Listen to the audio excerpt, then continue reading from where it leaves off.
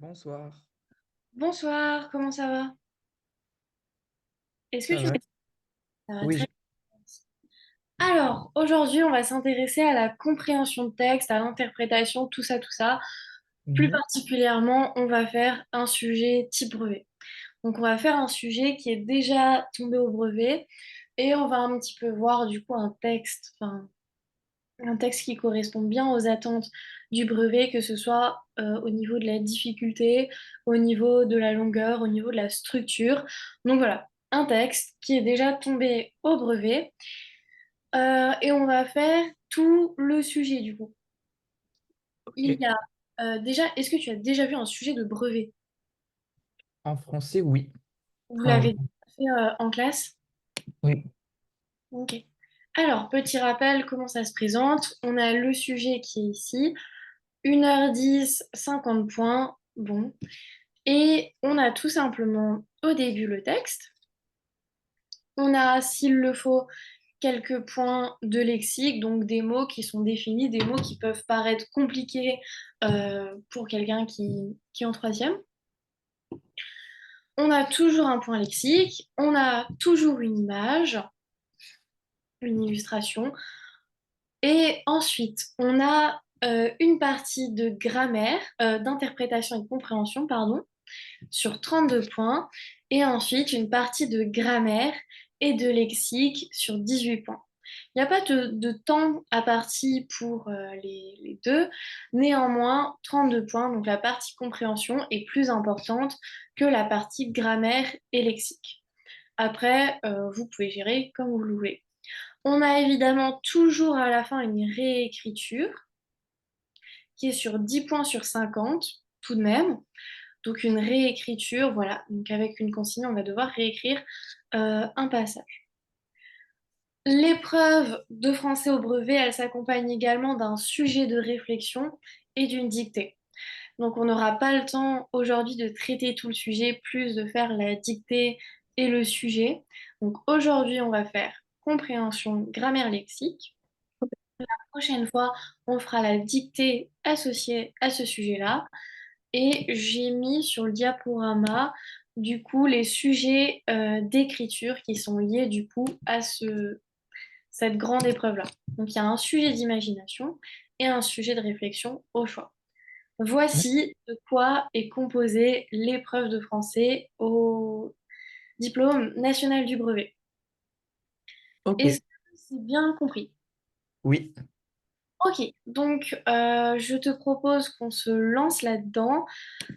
Déjà, je vais t'expliquer un peu comment ça va se passer. On va se servir du coup du sujet, donc c'est vraiment le sujet type qu'on vous donne pendant l'épreuve.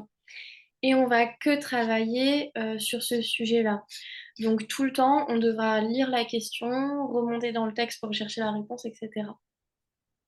Et on va échanger du coup sur les réponses. Donc je vais pas revenir au diaporama parce que si je dois regarder la question, remonter dans le texte, écrire sur le diaporama, on va perdre un temps fou et ça va complètement t'embrouiller. Donc, nous, on va juste regarder le texte, mais t'inquiète pas, la correction, elle est déjà sur diapo et je te l'enverrai, du coup, comme ça, tu pourras comparer après. Mais ça va être trop compliqué si on change sans cesse. Du coup, on va juste garder le texte devant nous. OK? Ok. Donc, voici le texte. Est-ce que c'est un sujet que tu as déjà fait? C'est le lion et le moucheron. Non, je l'ai jamais fait. Ok. Alors, je te laisse dans un premier temps lire tout le texte une première fois, regarder l'image et ensuite on fera les questions ensemble. Néanmoins, lis d'abord le texte et tu me feras un retour si jamais tu as des incompréhensions. Évidemment, ça rentre pas dans l'écran, donc il faudra juste que tu me dises quand tu arrives au bout de la page. D'accord.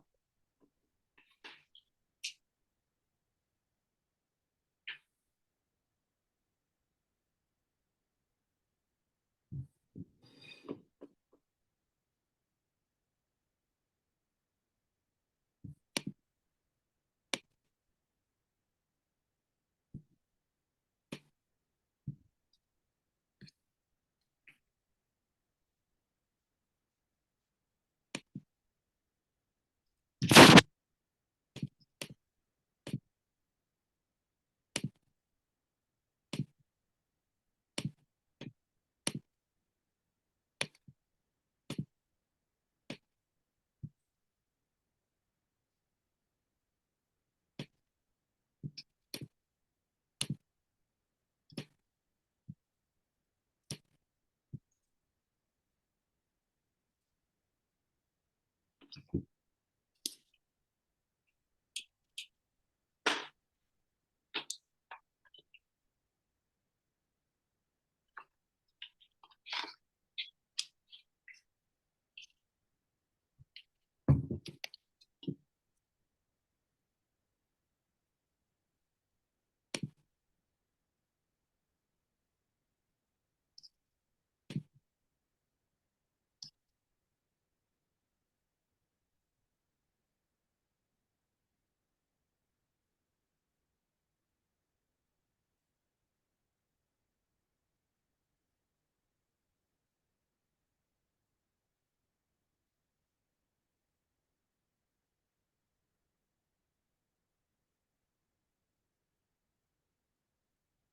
bon, j'emballe la page.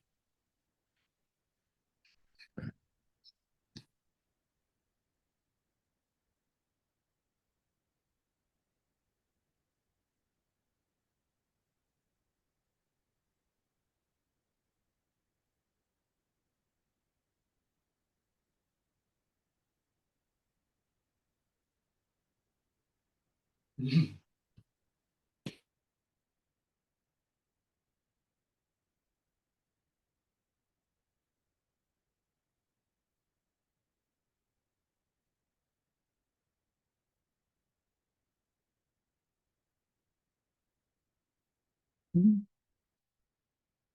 C'est bon?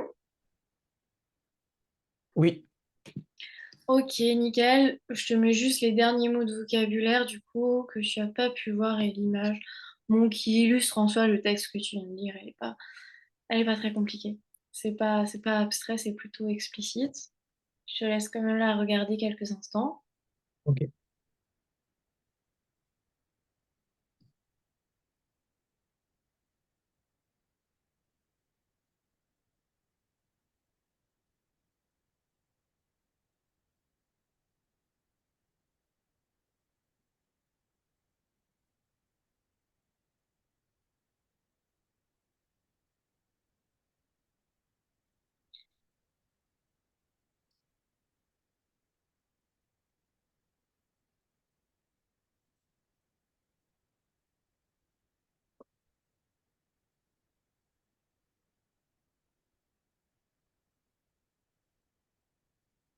Ok. Ok, alors, qu'est-ce que tu as compris du texte? Est-ce que tu peux essayer de me le résumer? Hum, eh ben, c'est Oui. un lion qui parle à un moucheron Mhm. et, et celui-ci lui déclare la guerre, pardon. Oui, c'est ça.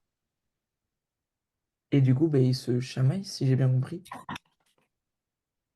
Alors, exactement, c'est ça, c'est tout simplement un lion qui provoque un moucheron en l'insultant, en disant que c'est un animal assez insignifiant.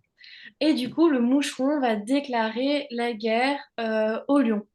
Qui gagne cette guerre, enfin cette bataille entre animaux? Qui la gagne? C'est le, c'est le lion qui a gagné. Mm, mm. Ah non, c'est le moucheron. Euh, c'est quelle phrase qui le dit déjà? J'ai oublié. Alors, attends qu'on regarde ensemble. Un bœuf est plus puissant que toi, je le mène à qui lui sonna fut la trompette et le héros, du coup, pour qualifier le moucheron. Et il se met en charge. On est toujours Ah oui. moucheron. Euh, L'invisible ennemi triomphe. L'invisible, c'est le tout petit moucheron qu'on voit à peine. Du coup, il triomphe et rit de voir qu'il n'ait griffe ni dents en la bête irritée qui de la mettre au sang ne fasse son devoir. Le malheureux lion se déchire lui-même, fait résonner sa queue, etc. On la fatigue, là-bas. L'insecte du combat se retire avec gloire. Donc c'est le moucheron qui a gagné ce combat face au lion. Et qu'est-ce qui lui arrive ensuite au moucheron dans la fin du texte?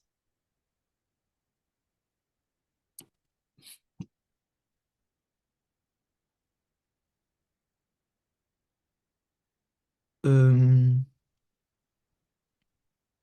eh ben, il est pris dans le piège de l'araignée. Voilà, et ben au final, le vainqueur se fait prendre au piège par une araignée, du coup, dans sa toile, et se fait tout simplement dévorer par l'araignée. Donc, les deux sont perdants. Ensuite, on a 5 vers. Ça, c'est la morale de La Fontaine. Voilà la petite morale qu'il faut tirer de cette histoire. Hmm. Est-ce que ce texte est compris dans l'ensemble? Oui, Nickel. Alors, on va voir du coup les questions qui nous sont posées, compréhension et compétences d'interprétation. Là, on sera que sur de la compréhension de texte. On sera que là pour essayer de voir un petit peu ce que tu as compris. Alors, il y a le nombre de points accordés à chaque question. J'ai rien à t'apprendre. Plus le chiffre est élevé, plus la question est compliquée et plus il faut apporter une réponse longue, que ce soit au niveau du temps que tu y passes et longue, que ce soit au niveau du simplement des lignes d'écriture. Alors, vers 1 à 8, évidemment, on te cadre. Donc là, on va être dans le début du texte, dans l'introduction, l'élément perturbateur. oui. Qui parle au vers 1? À qui s'adresse-t-il? Va-t'en chétif, va-t'en chétif insecte, excrément de la terre. Donc là, la Ouais, question c'était qui parle et à qui il s'adresse. c'est le lion qui s'adresse au moucheron. Ouais, comment tu le vois? Bah, parce que déjà, pour montrer qu'il parle à l'insecte, il lui dit va-t'en, chétif insecte. Mot exact, il dit Hein. insecte. Et ensuite, on a en ces mots que le lion parlait un jour au moucheron. Donc en effet, c'est le lion qui parle au moucheron, c'est pas bien compliqué. Quelle réaction ce propos déclenche-t-il et pourquoi? Du coup, tu me l'as déjà dit. Mais c'est la guerre, tout simplement. Oui, il se déclare la guerre. Voilà, il se déclare la guerre. Pourquoi? Bah, tout simplement parce que le moucheron n'apprécie pas qu'on l'insulte. Donc, en effet, ici, à la réponse de quelle réaction et pourquoi. Donc, il faudra citer de préférence le texte. Pense toujours à citer le texte. Mais on a en effet, le moucheron déclare la guerre au lion. Et du coup, pour expliquer un petit peu la réaction du moucheron, on doit expliquer tout ça. Parce qu'on nous demande pourquoi. Comment tu aurais justifié ça? Pourquoi le moucheron il déclare la guerre au lion? On doit justifier. On l'a vu, mais il faut Bah, justifier. parce que le lion a provoqué le moucheron en le traitant d'insecte. Ouais, c'est Décrit ça. comment? Le lion a insulté le moucheron. Là, il faudra venir citer le texte. Il y a aussi un adjectif péjoratif, un chétif, excrément de la terre, qui est clairement une insulte. Insecte, donc insecte, c'est un mot assez général. Comme si le moucheron n'était pas insignifiant, c'était pas un individu à part entière, c'était juste un moucheron parmi plein d'autres moucherons. Et il lui dit va-t'en, comme ça, donc il y a cette forme de rejet qui est explicitée par le lion. Donc il y a un rejet. Il le tutoie directement alors qu'ils ne se connaissent pas. Il le tutoie, il lui parle de manière assez familière. Et il y a un verbe, du coup va, donc à l'impératif. Voilà tout ce que tu aurais pu et dû marquer si ça avait été le vrai brevet. N'hésite pas à citer le texte et à justifier. Donc, verbe à l'impératif, tutoiement, langage familier, insulte et adverbe péjoratif. Point d'exclamation en plus de ça qui montre qu'il crie sur le moucheron. Donc les deux. Ça veut dire quoi, chétif? Chétif, regarde, il y avait juste le mot ici. Chétif, ça Ah veut dire oui. tout petit, tout faible, Faible. un Mm. gringalet, quoi. Ok. N'hésite pas à poser des questions, hein, d'ailleurs. Oui. Vers 9 à 29, du coup, on comprend leur découpe du texte. Au début, les premières questions, elles portaient tout simplement sur Voilà. Non. l'élément déclencheur, enfin, L'élément déclencheur. ouais, qu'est-ce qui se passe. Ensuite, on a les péripéties, on va s'intéresser au combat. Vers 9 à 29, quel animal domine le combat? Justifiez votre réponse en relevant trois expressions dans ce passage. Donc là, on nous dit direct qu'il faudra citer le texte et trois éléments du texte. Je retiens juste la question par cœur au cas où, quand on sera dans le... Tac, quel animal domine le combat? Ok, donc vers 9 d'ici à ici. Vers 9 à 29, qui domine le combat? Et on doit relever trois expressions qui le montrent. Donc je te laisse tranquillement prendre connaissance de tout ça.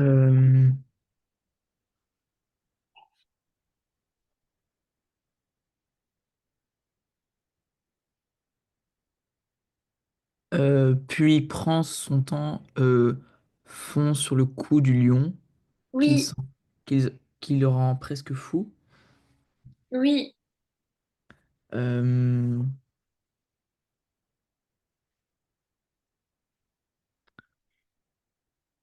et l'ouvrage d'un bûcheron? Ah non. Un invent. Non. Non, bah non. Pas forcément l'ouvrage d'un moucheron, ça montre pas qui domine un petit peu le combat, mais tout simplement,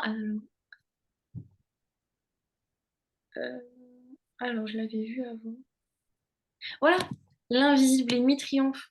Oui, voilà, c'est ce que j'allais le dire. C'est ce qu'on avait déjà cité avant. Voilà, donc l'invisible ennemi triomphe. Ici, on a le héros et trompette, donc ça veut dire qu'il gagne. On a du coup ce que tu m'as dit, prend son temps, fonce sur le cou du lion et surtout le rend presque fou. Ça, c'est hyper important. Euh, le harcèle, donc il harcèle le Oui, lion. Donc voilà. voilà, la répétition des actions euh, fond sur son museau, il triomphe, etc. Du coup, qui prend le dessus sur le combat? Bah, le moustique. Le moustique, le moucheron. Ouais, le moucheron. Exact. Très bien. Quelle tactique est utilisée par le moucheron vers, tu vois, c'est assez redondant, hein. Vers 12 à 29, quel en est le résultat? 3 points. Donc là, c'est un peu plus conséquent. 12 à 29, quelle est la tactique? 12 à 29. Euh, Alors, 12 à 29, du coup, jusqu'ici, quelle est la tactique du moucheron? On va essayer de se l'expliquer ensemble. D'abord, il se met au large. Ouais. Euh, le quadrupède écume et son œil étincelle. Il rugit. On se cache, on tremble à l'environ. Hmm. Euh,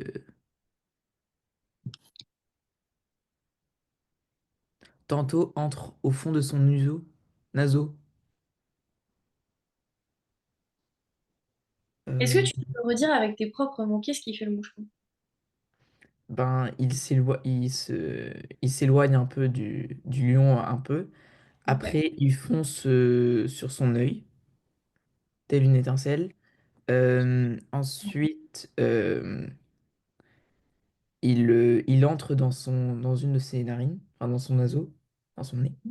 Et ouais, c'est ça, il attaque toutes ses parties sensibles, le cou, l'œil, le nez, oui, mais d'abord, il a pris un peu de recul pour charger, il a attaqué toutes les parties sensibles. Ensuite, qu'est-ce qui s'est passé? Euh,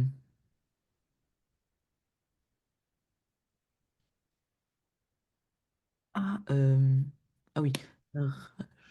Bah, la rage alors se trouve à son fait, monter, monter. Hmm.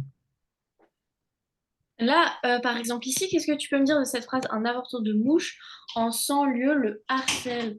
Autrement dit, il répète sans cesse les mêmes actions après.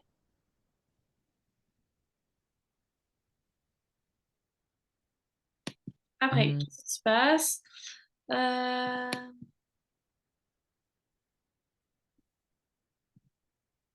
Ici, qu'est-ce qui se passe jusqu'à la fin?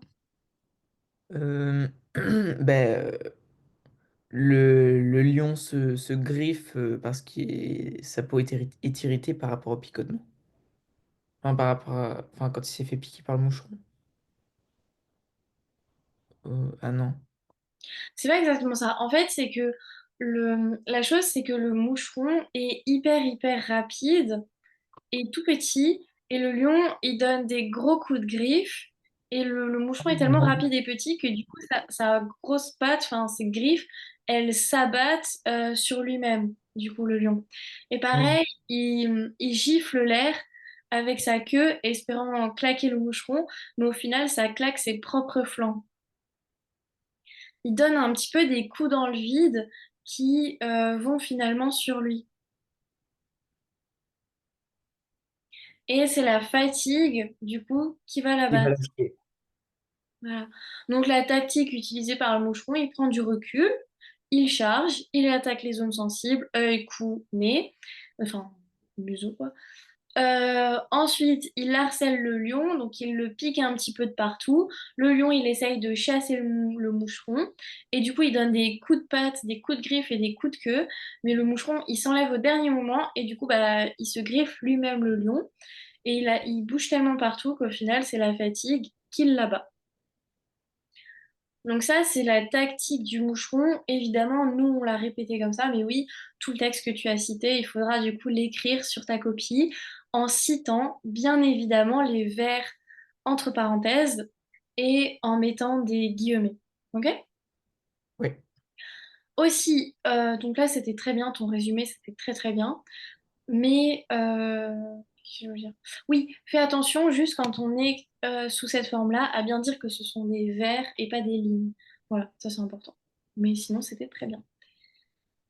Euh, Et du coup, quel en est le résultat? Ils sont tous enfin, les deux sont perdants en fait. Les deux Voilà. sont perdants à cause de l'araignée. Mm, exact. Comment le fabuliste met-il en évidence le mouvement et l'agitation du combat? Pour justifier votre réponse, vous vous appuierez notamment sur les verbes, les adverbes et le rythme des vers. Ah là là, quelle grosse question. Alors, le fabuliste, qui c'est déjà? Mais c'est celui qui a écrit le texte. Voilà. Donc, on est sur une fable, les fables de La Fontaine, et le fabuliste, du coup, c'est celui qui a écrit la fable, à savoir La Fontaine. Du coup, là, on doit mettre en évidence le mouvement et l'agitation du combat, verbe, adverbe, rythme des vers. Là, ça impose de savoir qualifier des verbes, savoir dire si c'est des verbes d'action ou d'état, dire si c'est des verbes conjugués, enfin à quel temps, etc., quel mode, et les adverbes, savoir les reconnaître, et donner le rythme des vers, ça impose d'avoir aussi quelques connaissances au niveau des figures de style. Alors, ah non, j'ai oublié un truc. 9 à 29. Très attention surtout à pas aller au-delà de la consigne. Donc là, on doit montrer l'agitation et le mouvement. Hmm,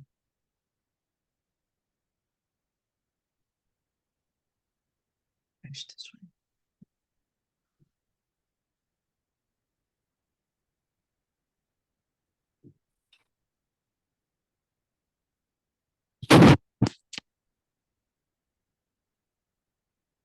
Que lui-même il s'en a la charge, c'est-à-dire.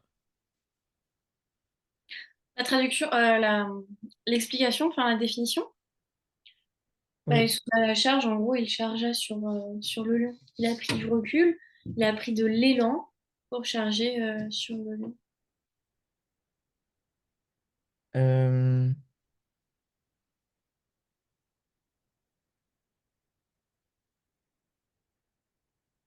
Non, mais là, on nous a demandé verbe, adverbe et rythme. Je propose qu'on commence par le plus simple, autrement dit les verbes. oui.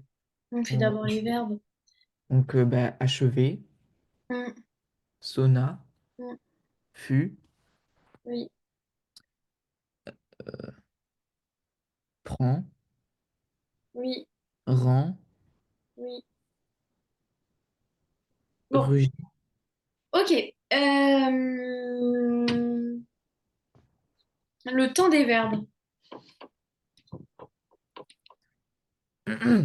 Alors, le premier est un imparfait. Oui, Le deuxième est au passé simple. oui, très bien. Le troisième également aussi. Ouais, fut, il est au passé simple. Ensuite, on a mais. Ah oui, mais présent. Voilà. Donc finalement, quel effet ça fait d'avoir des verbes qui ont des temps de conjugaison différents? Eh ben, ah, L'imparfait, c'est pourquoi en général? C'est quelle est la valeur de l'imparfait? pour parler du passé. Ouais, pour parler du passé, un passé qui est plutôt long, qui est plutôt étendu dans le temps, souvent c'est soit pour des actions très longues, soit pour des habitudes. Ok. Oui. Et le passé simple. C'est pourquoi en général le passé simple. Le passé simple, c'est euh,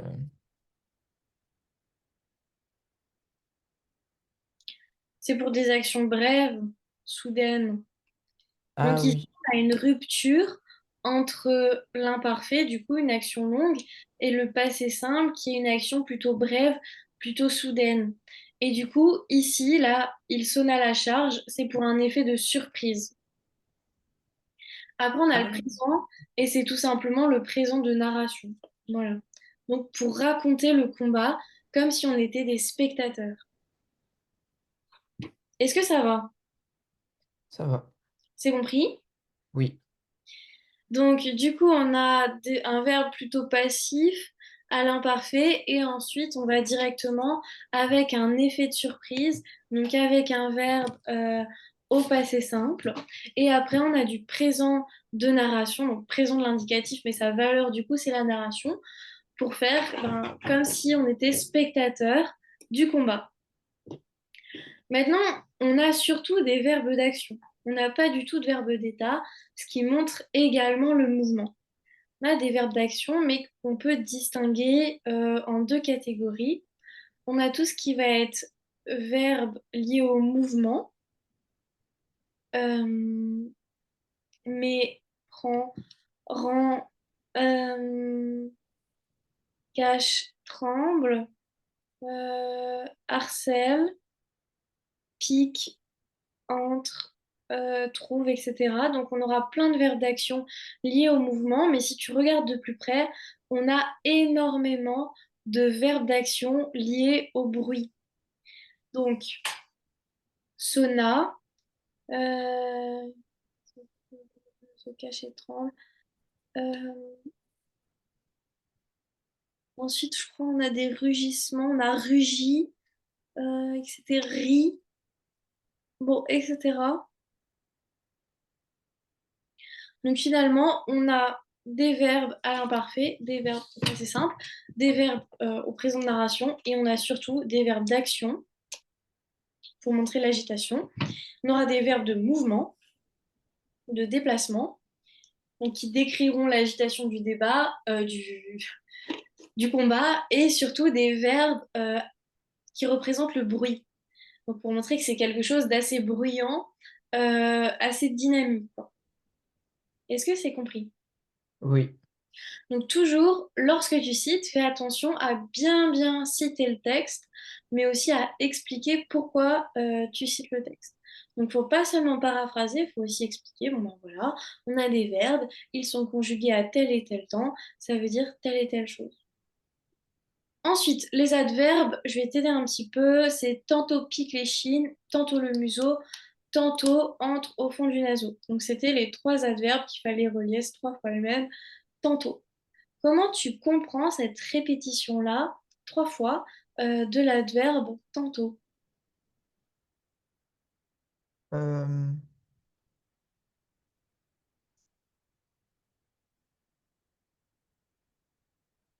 ah,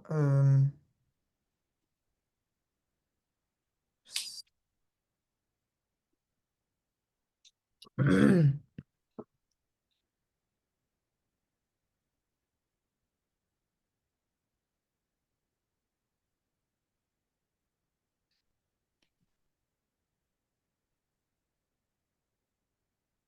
sais pas trop comment l'expliquer. Je saurais pas l'expliquer. Bah, Euh, la répétition, ça montre tout simplement l'harcèlement du moucheron vis-à-vis du lion. ah oui, voilà, La répétition des actions. Ah, j'allais dire plutôt de l'acharnement. Ouais, voilà, du harcèlement, de l'acharnement, c'est exactement ça. Ça Ok. montre l'acharnement du moucheron sur le lion. Très bien. Et ensuite, on a le rythme des vers. Alors,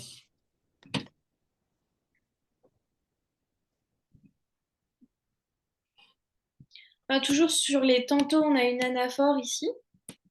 Donc l'anaphore, c'est la répétition d'un mot ou d'un groupe de mots en début de phrase ou en début de vers. Donc on a bien une anaphore, encore une fois, qui montre l'acharnement. Et la deuxième, du coup, je vais te la montrer parce que je ne sais pas si tu as fait les figures de style. Oui. Ok, est-ce que tu as fait la versification, La versification? l'étude des vers, ou vous n'avez pas encore... Je crois pas. Non, Je pense pas. il n'y a pas de souci. Il y a tout simplement un enjambement ici. Donc, un enjambement, c'est tout simplement quand une phrase commence sur un vers et finit sur l'autre vers. On en a également ici. Ok. Donc, c'est des phrases qui s'étalent sur plusieurs vers. Alors que normalement, une phrase égale un vers ou au moins une proposition égale un vers. Ici, on a des propositions et des phrases qui continuent sur plusieurs vers. Ça, c'est ce qu'on appelle un enjambement et c'est fait pour accélérer la lecture. Donc, on ne laisse pas la place au suspense, ça accélère le rythme, ça accélère la lecture et ça ne laisse pas le lecteur reprendre, si tu veux, son souffle. Et encore une fois, ça montre un petit peu l'agitation du combat. Est-ce que Ok. c'est compris? Oui, c'est compris. Ok. Euh, Est-ce que tu as des questions déjà? Non. Très bien. Alors, vers 15 à 29, par quel groupe nominaux le lion est-il désigné? Quel est l'effet produit? 3 points. Par quel? Ici, on remarque que c'est au pluriel, donc il faudra relever plusieurs groupes nominaux qui désigneront du coup le lion vers 15 à 29. Donc d'ici à ici, alors, hop. Donc, quels groupes nominaux désignent le lion? Déjà, est-ce que tu peux me redéfinir ce qu'est un groupe nominal? Euh, Ouf, ça remonte. Euh, On décompose. Groupe, ça veut et- dire qu'il y a plusieurs éléments. ah oui, c'est un sujet, Et un verbe. nominal, Il y a un mm, sujet, un verbe, non? non. Groupe nominal, groupe, ça veut dire qu'il y a plusieurs éléments. Et nominal, ça vient de nom. Donc, ça veut dire que c'est un nom accompagné de son déterminant et de son adjectif suivi en nom. Voilà. Ah, voilà. Voilà, c'est tout simplement ça, un groupe nominal. Donc là, il y en a trois. Tu dois me trouver, donc du coup, je te le dis, il y en a trois. Tu dois me trouver les trois groupes nominaux qui, du coup, reprennent le lion.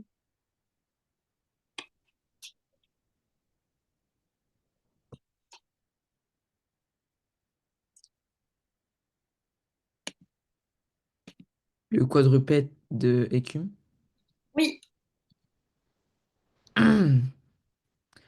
Euh,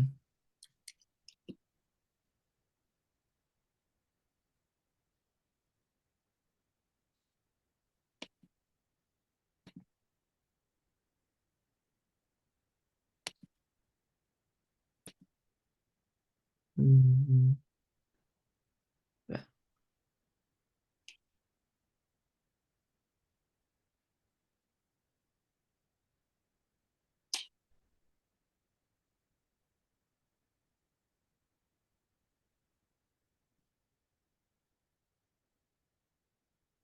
le malheureux lion.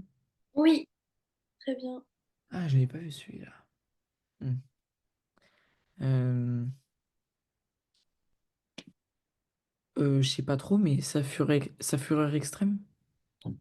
Non, tout simplement. Non, ça désigne pas le lion, ça désigne la fureur du lion, donc ça le désigne indirectement. Mais alors, je le retrouve plus l'autre. Ouais, c'est une partie de son corps, enfin précis. Voilà, c'est ça. Alors, du coup, le quadrupède, c'était juste. Euh, Ah voilà, la bête irritée. Ah, Voilà, ça représente encore une fois le lion.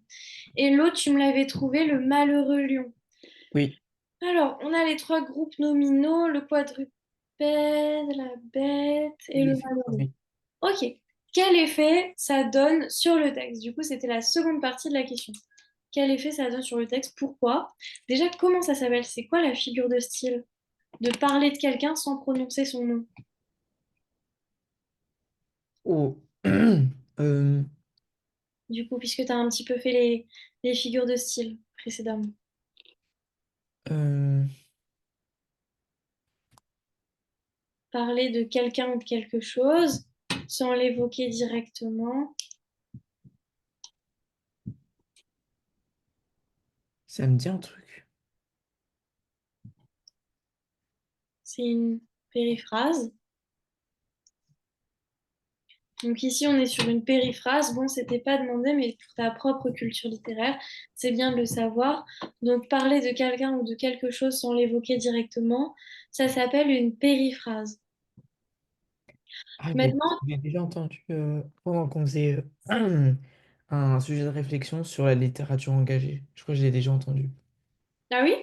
Oui, Bon, ben, essaye de les retenir. À chaque fois que tu entends quelque chose comme ça, marque-le dans ta marge ou peu oui. importe quelque part. Comme ça, quand tu relis ton cours, quand tu révises pour les évaluations, tu verras que dans ta marge, il y a une petite note et ça va t'apprendre un nouveau mot. Donc, une périphrase, du coup, péri, ça vient de périphérique, périmètre, le contour et la phrase, c'est tout simplement l'idée qu'on évoque. Donc, périphrase, c'est bien de parler de quelque chose sans l'évoquer, tourner autour du pot, quoi. Ici, du coup, on a trois groupes nominaux qui représentent le lion et quel effet ça donne sur le texte. Ça, ça donne. euh,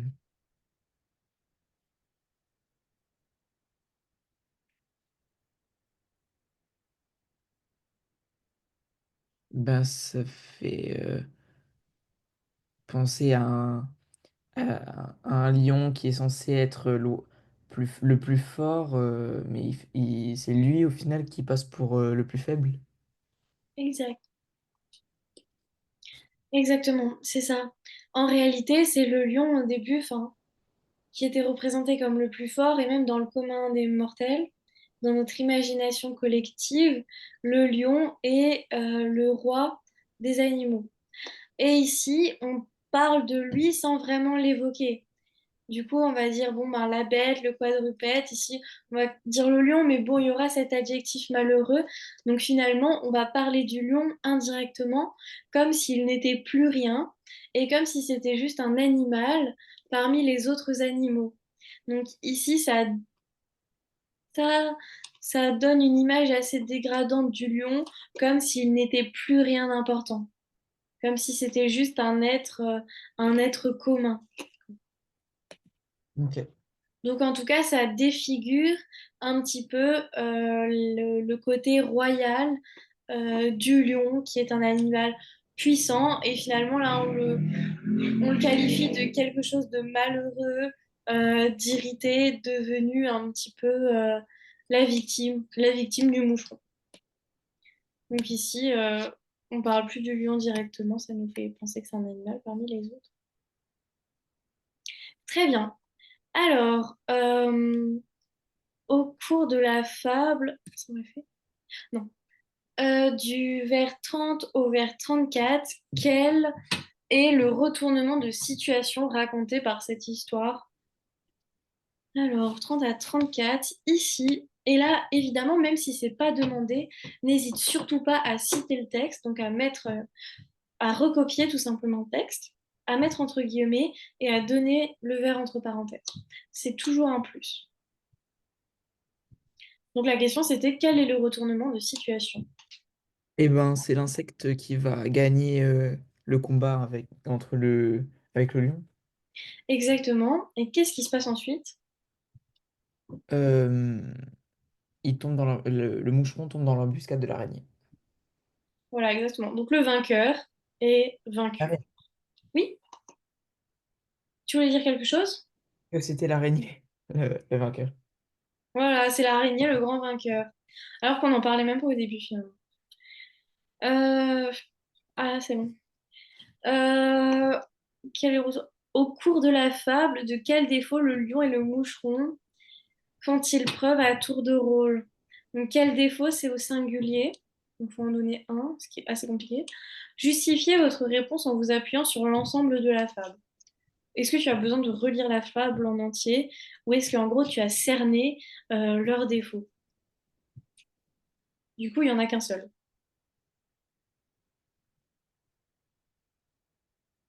Euh,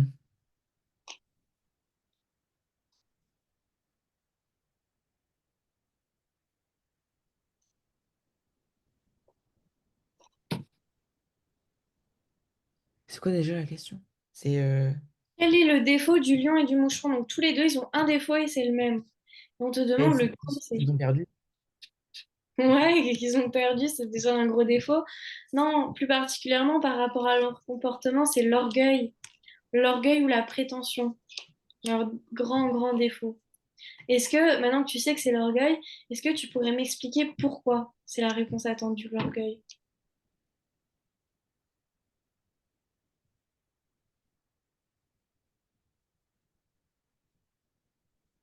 Pourquoi la bonne réponse, c'est l'orgueil, concernant le lion et le mouche? L'orgueil.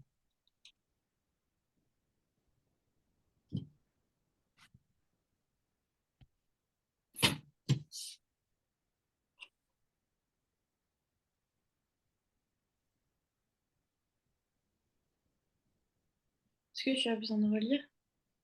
Non, c'est bon.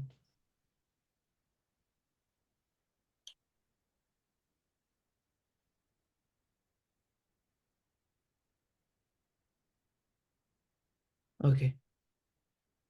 Alors, dis-moi, pourquoi c'est l'orgueil, leur grand défaut? Parce que euh, l'orgueil, c'est quand ils regrettent.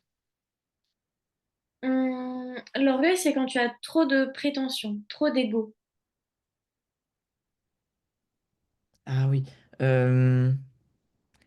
Ben, ils se sont cherchés tous les deux, en fait. Exactement. Finalement, le lion pensait que c'était lui le plus fort. Et du coup, il a provoqué le moucheron qui a fini par gagner. Et ensuite, le moucheron pensait aussi que c'était lui le plus fort. Et il n'a pas fait attention, il s'est fait prendre dans le piège de l'araignée. Donc finalement, leur gros défaut, c'est tout simplement l'orgueil, la prétention. Ils pensaient être les plus forts. Au final, ça s'est retourné contre eux parce qu'ils ont pas fait attention, ils n'ont pas respecté les autres et ils n'ont pas su rester à leur place. Donc, finalement, c'est la vantardise, c'est l'orgueil, penser qu'on est le plus fort, le dire à tout le monde et au final se faire prendre à son propre jeu. Donc voici le défaut du lion et du moucheron. Ils auraient mieux fait de rester à leur place et de respecter les autres animaux. Est-ce que c'est compris? Oui. Est-ce que tu trouves que c'est compliqué un sujet de brevet? Non, ça va. Ça va? On fait Oui. la dernière question autour de la compréhension et de l'interprétation. On garde le reste pour la prochaine fois. Donc, Ok. comment comprenez-vous les deux enseignements que le fabuliste donne au lecteur? Comprend les deux leçons du fabuliste. Donc, c'est dans la morale. Je vais tranquillement la relire. Et du coup, me donner les deux enseignements.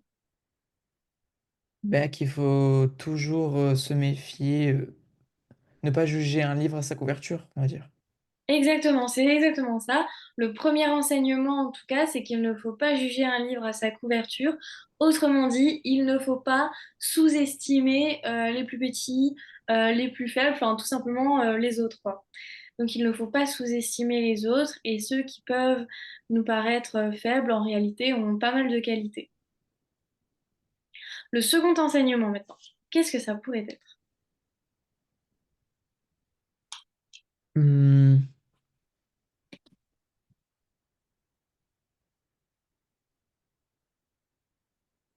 ben, c'est l'autre qu'au grand péril, tel a pu se soustraire. Voilà, ça veut tout simplement dire qu'il ne faut pas avoir un excès de confiance quant à sa capacité à surmonter donc, les dangers extrêmes. Donc, Pas se rebeller un peu. comment? Pas trop se rebeller, en fait. Voilà, c'est ça, c'est quand il y a un danger, il faut l'évaluer, il faut se demander si on est capable de le faire, etc. Ensuite, il faut trouver le courage de le faire et il faut pas se surestimer. Sinon, on rencontre des murs et on est coincé. Toujours évaluer le danger, évaluer les obstacles, les défis. Est-ce que je suis capable? Est-ce que j'ai encore à apprendre avant de me lancer? Est-ce que c'est quelque chose qu'on doit faire à plusieurs et pas tout seul, etc., etc. Donc toujours évaluer le défi, évaluer le danger, s'évaluer soi-même, évaluer sa capacité, et après seulement y aller. Donc ne pas avoir un excès de confiance quant à sa propre capacité. Il faut être à la hauteur de ses prétentions. Mm. Alors, la prochaine fois, du coup, on fera l'image, enfin, c'est pas non plus, voilà. On fera l'image et on fera surtout la grammaire et le lexique et on fera aussi la petite réécriture. Donc, pour la prochaine fois, je te demanderai juste de lire les questions, pas forcément de les réaliser, mais juste de les lire, d'essayer de les comprendre, etc. Ok. Est-ce que tu as des questions par rapport à tout ce qu'on a fait aujourd'hui? Non. Non? Comment tu as ressenti, comment tu as appréhendé ce sujet-là? Au niveau de la compréhension du texte, est-ce que ça allait?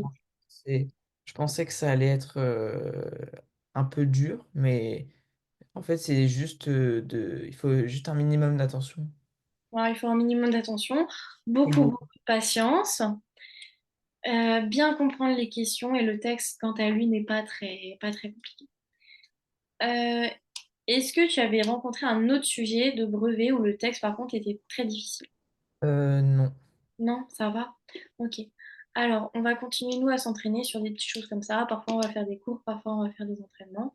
Néanmoins, n'hésite pas de ton côté à bien relire tout ce qu'on fait ensemble parce que la difficulté de ce sujet-là, c'est la difficulté qui sera attendue et qui sera donnée du coup pour ton brevet à toi. Donc si tu y arrives déjà là au courant de l'année, si on fait que perfectionner, normalement,